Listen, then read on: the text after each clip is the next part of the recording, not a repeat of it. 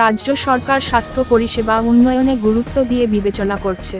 রাজ্যে যে দুটি রেফারেল হাসপাতাল জিবি ও আইজিএম এ রোগীর সংখ্যা দিন দিন বৃদ্ধি পাচ্ছে, সেই কথা মাথায় রেখে আগরতলা শহরে আরেকটি হাসপাতাল তৈরির চিন্তাভাবনা করছে রাজ্য সরকার। যে হাসপাতালটির পরিচালনার দায়িত্বে থাকবে আগরতলা পুর নিগম। কাশারিপট্টি পুর নিগমের পুরনো অফিস চত্বর আজ ঘুরে দেখেন মেয়র দীপক মজুমদার, স্বাস্থ্য সচিব কিরণ গিত্তে সহ অন্যান্যরা। যদি সবকিছু ঠিক থাকে তাহলে হয়তো বা কিছুদিনের ভিতরেই এই স্থানে আরেকটি হাসপাতাল তৈরি হতে যাচ্ছে।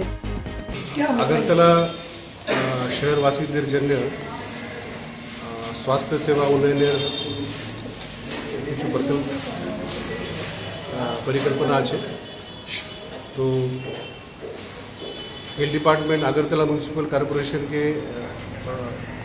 संगे নিয়ে আগরতলা সিভিল হসপিটালের একটা আমরা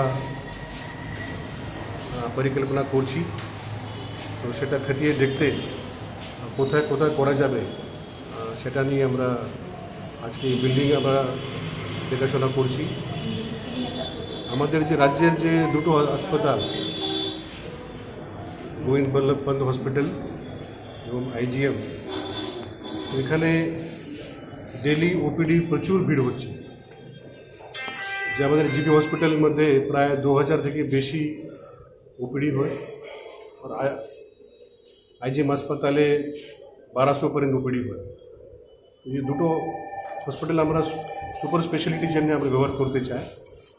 আর যে আগরতলা শহরের যারা ডে টু ডে যে প্রাইমারি এবং সেকেন্ডারি যে হেলথ কেয়ার, সেটা আমরা সেপারেটলি আমরা করতে চাই। তো সেটা আমাদের পরিকল্পনা আছে।